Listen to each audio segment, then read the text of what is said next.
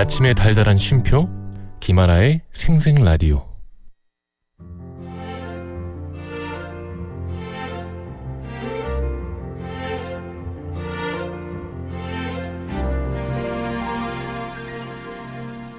저기요. 네? 마음 듣고 갈래요? 마음이요? 너무 좋아요.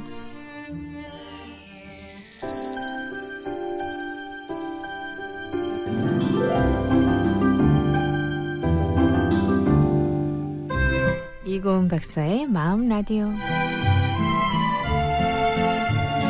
여러분의 마음은 요즘 어때요? 가장 잘 안다고 생각했지만 잘 몰랐던 마음들 언제쯤 잘 이해할 수 있을까요? 내가 보고 듣고 느끼고 행동하는 모든 것이 담긴 그 소중한 마음 읽어드립니다.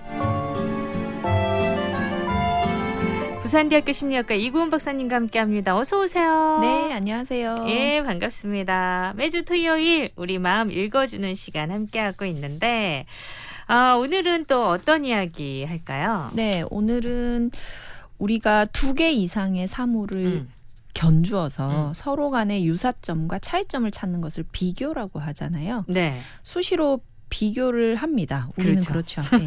내가 건강한지 행복한지 부자인지 아닌지 비교를 통해서 깨닫게 되는 것이 많잖아요. 네. 자신의 생각이 적절한지 알거나 능력 수준을 알아보기 위해서도 다른 사람들과 당연히 비교를 하는데요. 그래서 비교는 우리의 인지 능력 중에 반드시 필요한 어떤 능력이라고 할 수 있습니다. 네. 이렇게 비교를 하는 현상은 자신을 정확하게 알고자 하는 인간의 동기에서 비롯됐다고 분석할 수 있는데요. 네. 심리학에서는 이걸 사회 비교 현상이라고 해요. 객관적인 기준이 있는 경우에는 지표를 통해서 자신을 파악하면 되지만 주관적인 속성의 경우에는 객관적인 잣대가 없기 때문에 사회 비교가 중요한 역할을 해주죠. 네. 그래서 오늘은 이 사회 비교가 우리 마음과 어떤 연관이 있고 또 행복과는 어떤 영향이 있는지에 대해서 이야기를 해드리려고 합니다. 일단 그냥 비교 딱 들었을 때, 사회 비교 딱 들었을 때 제일 떠오르는 건 SNS고요. 네, 맞습니다. 네. 그리고 뭔가 이렇게 행복에 가까이 가기보다는 좀 더 무기력해지거나 행복을 좀 이렇게 마이너스로 치는데 예, 더욱더 우리가 비교를 많이 사용하고 있는 게 아닐까 하는 생각이 조금 드는데 사회 비교의 특성에 대해서 일단 설명을 해주신다면요. 네, 사회 비교라는 건 방향성에 있어서 2가지의 종류가 있습니다.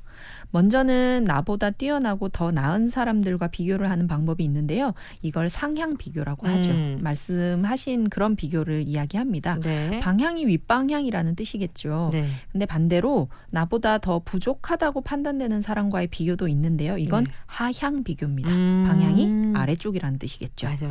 이 사회 비교에 있어서 비교 방향과 행복의 관계에 대해서는 명확한 견해가 있습니다. 네. 예상하시는 대로 일반적으로 상향 비교는 열등감을 느끼게 되고 질투가 나죠.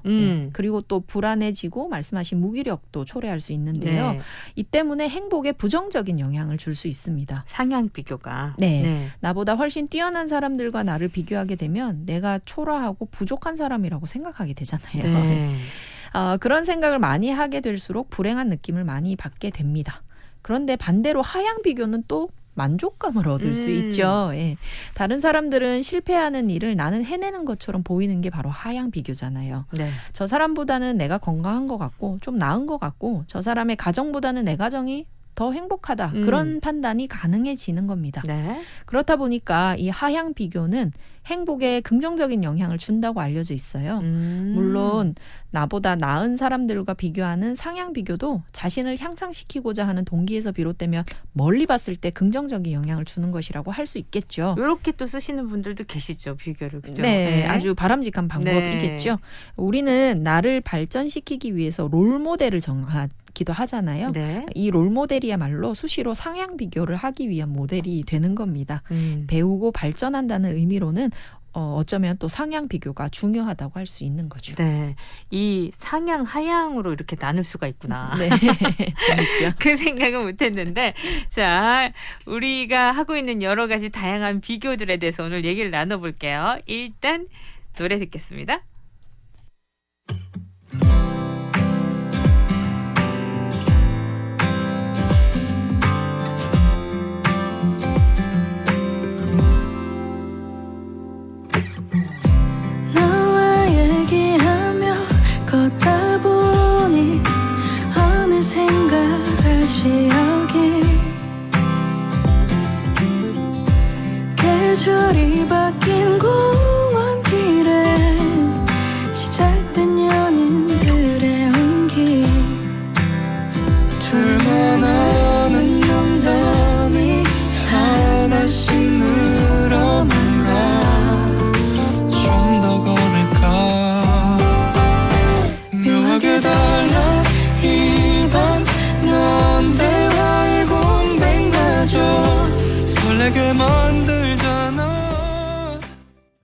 함께하는 마음 라디오. 오늘은요 비교에 대한 얘기 나누고 있습니다. 사회 비교, 예, 심리학에서는 이 말을 쓴다 그러고 상향 비교, 하향 비교에 대한 얘기를 했는데 상향 비교도 필요하고 하향 비교도 필요한 거겠죠? 네, 필요하니까 우리가 다 하는 거다 이렇게 이해를 하시면 돼요. 네. 사안에 따라서 상향 비교를 해야 할 때도 있고 뭐 하향 비교가 필요할 때가 있는 거겠죠. 네. 비교는 내 상태나 수준이 어느 정도 되는가를 판단해 볼 수 있는 방법이기도 하고요. 나와 비슷한 문제에 처한 사람들의 생각이나 내 상황과 비슷한 사람들이 어떻게 행동하는지 알고자 하는 마음에서도 비롯되는 생각과 방법이기도 합니다. 네. 내가 궁금해하는 무엇인가에 대한 타인의 생각을 알고자 하는 마음이기도 한 거고요. 이 사회 비교의 주 목적은요. 자신에 대한 확인의 필요성임을 이해하면 좋을 것 같습니다. 다만 객관적인 지표가 있음에도 불구하고 지나친 남과의 비교는 불행을 초래할 수 있잖아요. 네. 예를 들어서 아이가 수학시험 90점을 받아왔으면 객관적 지표로는 엄청 잘한 거잖아요. 네네네. 근데 옆에 친구보다 낮은 점수면 못했다고 평가를 해버리는 경우가 많죠. 그러니까. 네. 그러면 짝지는 몇 점 받았어 하는 순간 아이의 자신감은 떨어뜨리는 비교가 될 수밖에 없습니다. 이 상대적으로 평가를 하다 보면 바로 그냥 예. 그렇게 되죠. 이 우리나라 성인 남녀 약 3만 4천 명을 대상으로 조사한 결과를 보게 되면 네. 나이가 들수록 남과 비교를 잘 안 한다고 합니다. 아 그래요? 예. 가장 비교를 많이 하는 연령대는 10대와 20대고요. 차츰 그 수치가 떨어져서 60대 이상이 되면 남과의 비교를 거의 하지 않는다는 결과가 나왔는데요. 아무래도 사회 비교는 아까 말씀드린 것처럼 주 목적이 자신에 대한 불확실성을 해소하기 위한 것이기 때문에 네. 자신에 대한 불확실성이 높은 젊은 사람들, 어린 사람들이 사회 비교를 끊임없이 하면서 나는 어느 정도의 실력을 갖추고 있는지 어느 정도 돈을 벌어야 되는지 이런 생각들을 하고 있다. 이렇게 해석할 수 있는 거죠. 나이가 들수록 그러면 비교를 하지 않는 특별한 또 이유가 있을까요? 뭐 다양한 이유가 있을 수 있겠지만 우선 해볼 수 있는 해석은요. 나이가 들수록 자신이 어떤 사람인지에 대한 생각이 이미 깊어졌기 때문에 굳이 사회 비교가 필요하지 않을 수 있다고 합니다. 네. 살면서 늘 했던 생각이 내가 어떤 사람인지 어떻게 살고 있는지 그리고 어떻게 살아온 사람인지에 대한 생각일 테고 이제는 마음이 꽤 굳어져 있는 상태다라고 보여지는 거죠. 굳어졌다. 네. 네. 이 굳어진 생각은 굳이 남의 평가나 인정 그리고 생각들이 필요하지 않다고 생각할 수도 있고요. 그렇다 보니 타인과의 비교가 무의미하다라고 할 수 있습니다. 네. 그리고 또 하나의 해석은요. 나이가 들어갈수록 비교 대상 자체가 줄어들기 때문이다라고 볼 수 있어요. 나이가 들수록 사회 관계망의 크기가 줄어들거든요. 네. 예, 젊었을 때만큼 많은 사람들을 만나면서 살지 않습니다. 그렇죠. 노년층에 접어들수록 소수의 친밀한 사람들과 만나고 싶어 하게 되고요. 또 실제로 그렇게 살거든요. 그렇다 보니 새로운 사람들을 만나고 주변을 넓혀가는 것에 소극적이고요. 그렇게 사회적 관계망을 자발적으로 축소하기 때문에 사회 비교의 대상이 줄어들게 되고 나이가 들면 자연스럽게 불가항력적으로 주변 사람들의 숫자가 줄어드는 이유가 있는 거죠. 네. 예, 그렇게 관계망이 줄어드니까 사회 비교 빈도 역시 자연히 적어질 수밖에 없고 그렇다 보니 욕구도 없어진다라고 해석할 수 있습니다. 그래서 점점 줄어든다. 네. 자, 그렇다면 여기서 문제.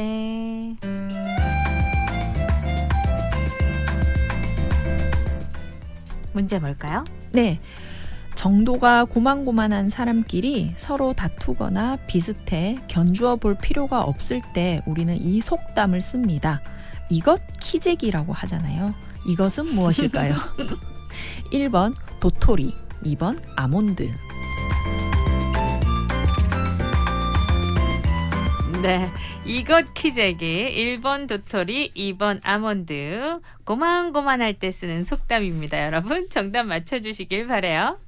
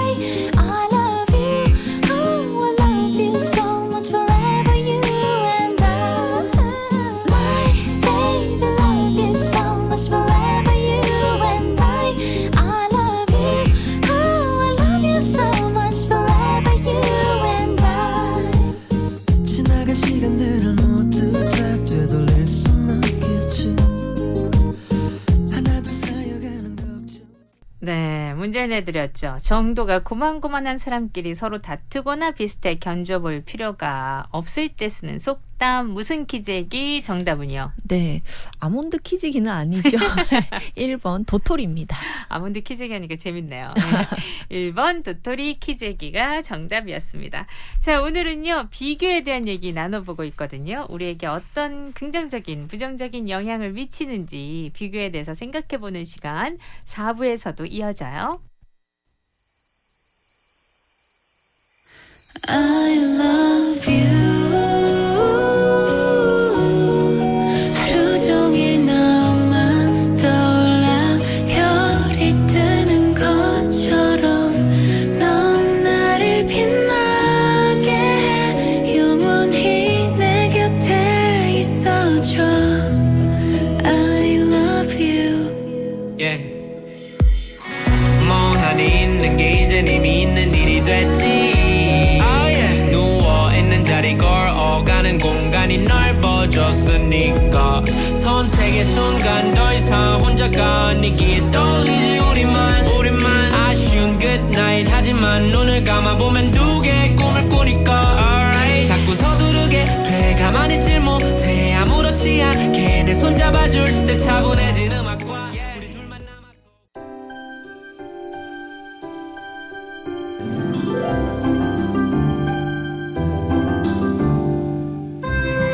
이고은 박사의 마음 라디오 함께하고 있고요. 오늘 우리 비교라는 얘기 나누고 있는데 이 비교에도 지혜로운 방법이 있을 것 같아요. 내 삶을 더 나아지게 하는 비교 이런 거 있죠, 선생님? 네, 그렇습니다. 사회 비교는 그 역할을 제대로 한다면 사회와의 소통과도 같습니다.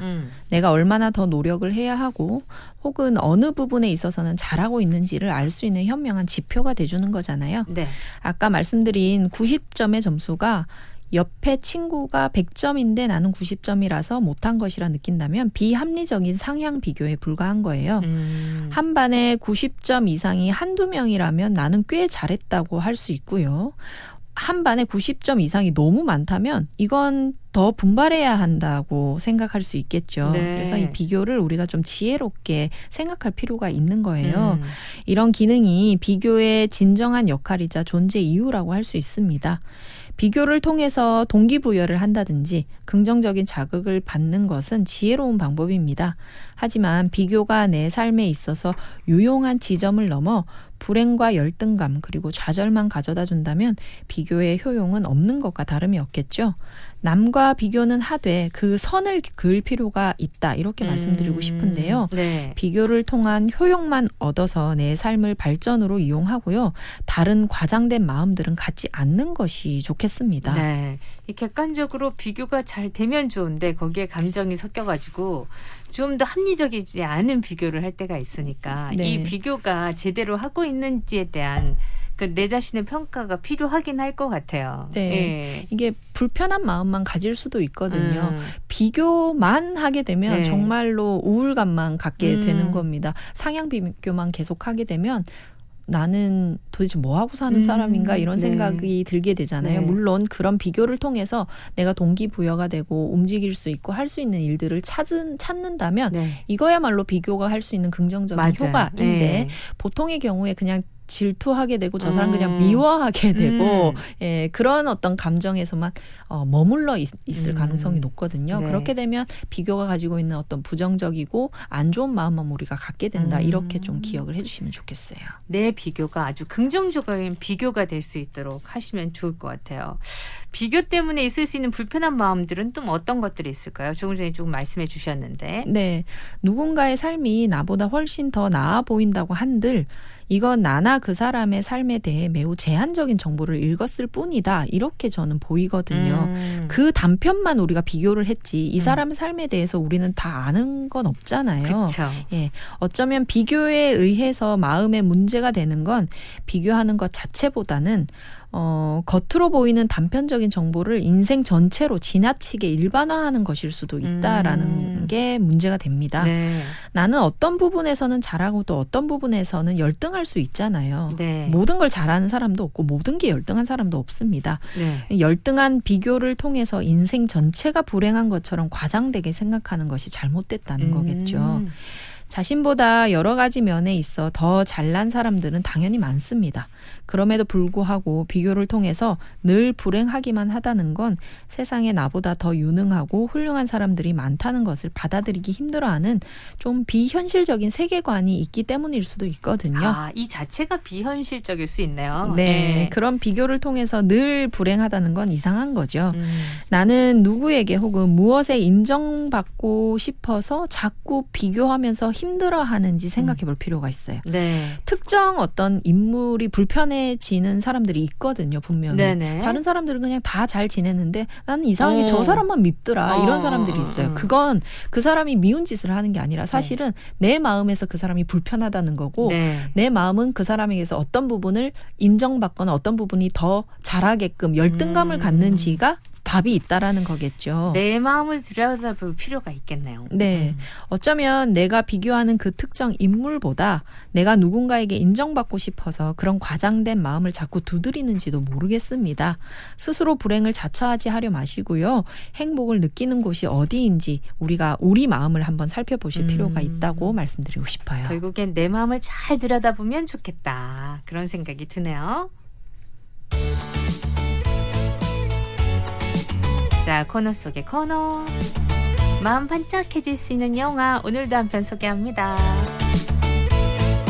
오늘은 어떤 영화인가요? 네, 오늘도 영화인지 어떻게 아시고. 살짝 봤어요. 네. 오늘은요, 제가 좀 많이 아끼는 영화를 들고 왔어요. 영화 인턴입니다. 아. 잘 아시죠? 네, 자주 봐도 재밌죠. 네, 앤 해서웨이와 드니로, 네, 로버트 드니로. 네. 예, 그렇죠. 앤 해서웨이는 줄스라는 인물인데요. 창업 1년 만에 직원 220명의 성공 신화를 이룬 30대 후반의 여성이에요. 네. 그런데 또 주인공 벤이라는 주인공은 또 70세입니다. 이 회사에 인턴으로 채용되면서 본격적인 이야기가 시작되잖아요. 근데 저는 이 영화를 처음에 봤을 때 좀 마음이 아파서 조금 울었어요.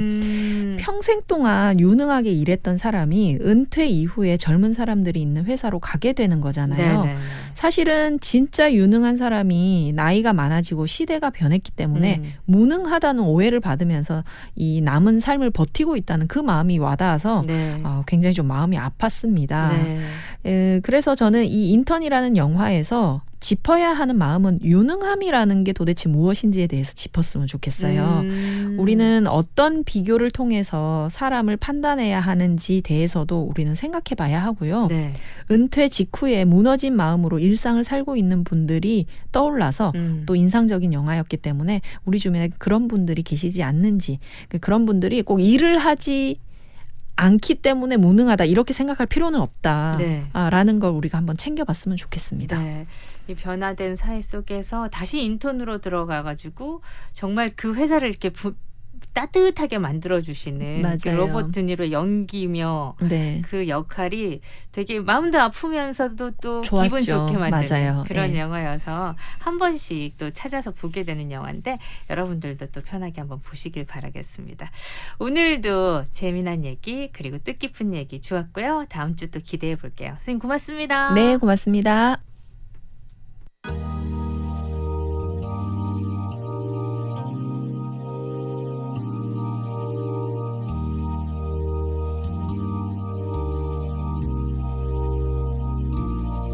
When you try your best but you don't succeed,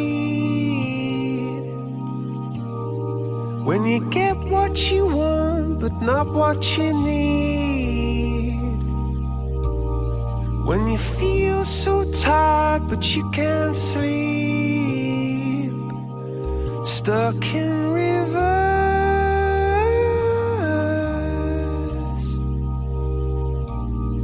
and the tears come streaming down your face, when you lose something you can't replace, when you love someone